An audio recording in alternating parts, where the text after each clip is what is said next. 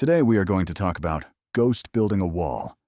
In the East, ghost hitting the wall is also called ghosts and gods covering one's eyes, which refers to a phenomenon. It refers to when a person is traveling at night, on a foggy day, or in an unfamiliar wilderness. They feel that they are clearly keeping walking straight forward. But the result is that they are always turning in circles in the original place and can never bypass or get out of it no matter what. This kind of situation almost never happens during the day or when the sunlight is very strong. I heard a story before, which was told by my dad. When he was at work chatting with his colleague said that back then, a person went to work, and when going home, the subway was under maintenance, so he walked home. When walking in a forest, he then discovered that even though he clearly walked out of the forest, he still walked back in again from behind.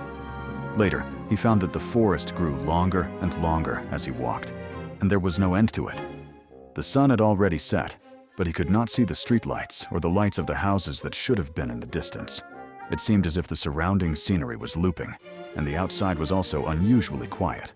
Then, he suddenly wanted to use the restroom, so he peed right next to it. He discovered that after a while he saw the streetlights. Following the streetlights, he walked out of the forest and went home. From then on, he never dared to walk on a night road alone again. Many people in folklore claim that, although this phenomenon is incredibly eerie, it can be easily broken by simply taking a piss or lighting a cigarette. It's a trick many have heard of, but there is another legend that is far more sinister. According to local legends passed down in northeastern China, in the 47th year of the Wanli Emperor of the Great Ming Dynasty, 1619, the fateful Battle of Sarhu erupted deep within the dense forests of Liaodong. The Ming army, once thought invincible across Asia, clashed with the later Jin forces, only to suffer a catastrophic defeat. As the main force of the Western Route Army collapsed at Mount Sarhu, a remnant squad of 15 soldiers from the Ming Firearm Regiment, led by their squad leader, fought desperately to break through the enemy lines under the cover of night. Heaven was sending down heavy snow, and a thick fog blanketed the mountains, reducing visibility to a mere few paces. By the dead of night, the exhausted soldiers blindly stumbled into a desolate mass grave. A deathly silence gripped the surroundings, broken only by the biting, freezing wind. Seeing that his men could barely take another step, the squad leader ordered them to pitch camp in an open clearing. But at that very moment, a sentry noticed with horror that several dilapidated, bleak ancient tombs had somehow materialized around them. Sensing an ill omen, the squad leader immediately ordered an emergency evacuation. However, something deeply unnatural occurred. This 15-man squad marched through the pitch-black, heavy fog for a solid half hour. But when the squad leader finally stopped, everyone gasped in sheer horror. They were standing right back in front of those exact same ancient tombs. After circling around several times, the surrounding scenery felt locked in a never-ending loop. Cold sweat poured down the veterans' faces as they whispered in panic. "We've run into the ghost building a wall set up by the foul things in these mountains." In utter desperation, a few brave soldiers decided to try anything. Following old folklore, they attempted to break the dark spiritual energy by urinating on the ground. But instead of dispersing, the thick fog only grew denser.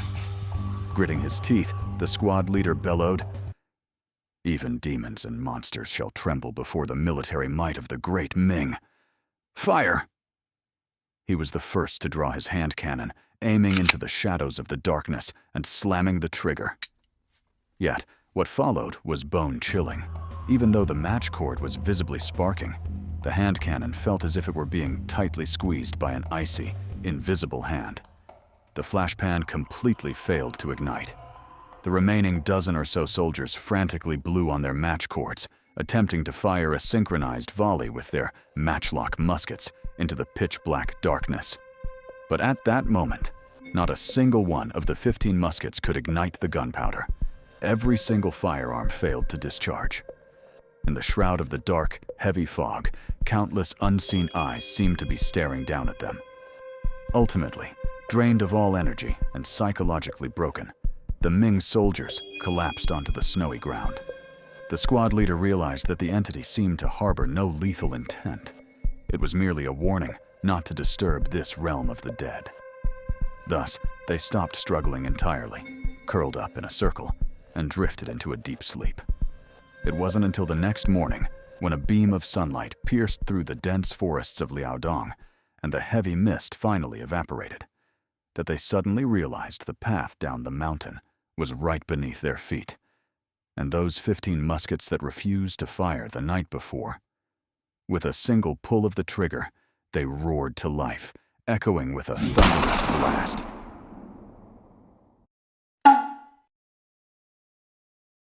According to old folktales told by the elderly, when the gods created the universe, they created dark spiritual energy and radiant spiritual energy, much like the black and white of the Tai Chi symbol. Therefore, where there are gods, there are demons. Where there are humans, there are ghosts. Daytime belongs to the living, while the night belongs to ghosts. In remote mountains and desolate wilds where humans are scarce, ghosts are plenty. Ghosts even have their own marketplaces where they conduct trades. If a person accidentally trespasses into a ghost's territory at night, and the ghost possesses spiritual powers, it will cast a trap to keep them from leaving. The purpose is to punish and warn them never to intrude upon the area at night again. It is said that in the ancient East long ago, people initially discovered the dual nature of dark spiritual energy and radiant spiritual energy, but later ignored them as they found no practical use for them. According to lore, fresh urine is highly radiant. Since ghosts and the traps they set are dark, a radiant substance can neutralize the dark spiritual energy, allowing one to break free from the trap. Tobacco smoke is also radiant, as are the sparks produced by firearms. However, if the ghost's spiritual power is exceptionally strong, it can prevent your cigarette from lighting and cause the gunpowder in your weapon to misfire. In such a desperate situation, what should you do? Supposedly, you can just lie straight down and go to sleep right where you are.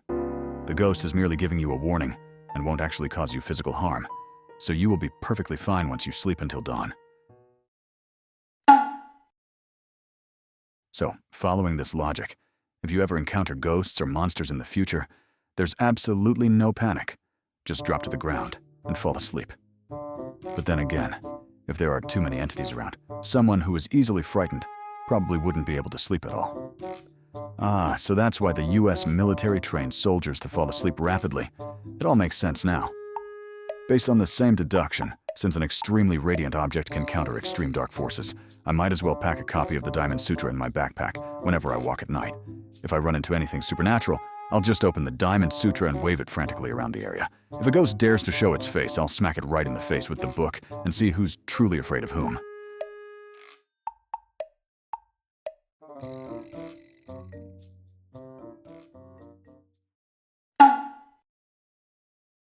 The first point is physical asymmetry. Most people have slight differences in the length of their legs, usually just a few millimeters. Or one side of their muscles is stronger and more accustomed to exerting force. Without visual correction, the leg that is stronger or slightly longer will take slightly larger strides. For example, if your left foot steps just 0.1 millimeters further than your right foot with each stride, these tiny discrepancies will accumulate over several kilometers, bending your path into a massive arc. Second is absence of visual reference points. Scientists at the Max Planck Institute for Biological Intelligence in Germany once conducted a famous experiment. They took test subjects into vast deserts or dense forests and instructed them to try walking in a straight line. The results showed. When the sun or moon was visible, people could rely on these celestial bodies as visual reference points to correct their body's natural deviations, allowing them to walk in a perfectly straight line when it was heavily overcast or extremely foggy. As soon as they lost their reference points, such as the sun, the moon, distant lights, or mountain peaks, the human closed-loop feedback system failed. Without realizing it, the subjects began walking in circles, sometimes pacing out nearly perfect geometric rounds, typically ranging from 100 to 200 meters in diameter. When a person realizes they are lost, their body secretes massive amounts of adrenaline, triggering anxiety and panic. Panic further narrows a person's attention span, rendering them unable to calmly observe their surroundings. Under the influence of fear, people blindly accelerate their pace. The faster one walks, the quicker the deviation caused by physical asymmetry expands, making the circle tighter and rounder. However, This science cannot explain why taking a piss can break the loop, or why firearms would suddenly misfire. However, these scenarios are just folk legends, and their authenticity remains to be verified. These scientific explanations also fail to account for another incident from Japan, the Kisaragi Station incident. I can make a separate video focusing on that case in the future, as it is a similar phenomenon to ghost building a wall, but significantly more unsettling. Regardless of the cause, people have summarized several ways to break through a ghost building a wall. In reality, our best bet is to avoid entering uninhabited areas or deep mountains after dark and stick to well-populated routes. This not only prevents you from getting lost in a ghost loop, but also protects you from wild beasts, robberies, and theft. As the old saying goes, where there are fewer people, there are more of other things, so it's always wiser to stay where the crowds are at night. Secondly, look for fixed reference points. If you can spot a distant light, a prominent tree, or a mountain peak, lock your eyes onto it and keep moving toward it. Furthermore, make use of technological tools. Open the GPS, compass, or map software on your phone. Electronic signals are completely unaffected by human physical asymmetry or visual fog. If you have neither reference points nor a mobile signal, simply wait in place. Wait until dawn or until visibility clears and reference points reappear before moving again. Additionally, perhaps carry a copy of the Diamond Sutra in your backpack. Though, if you are in Western countries, you might want to pack a Bible instead. Finally, always bring a flashlight when walking at night. Never travel blindly in pitch darkness.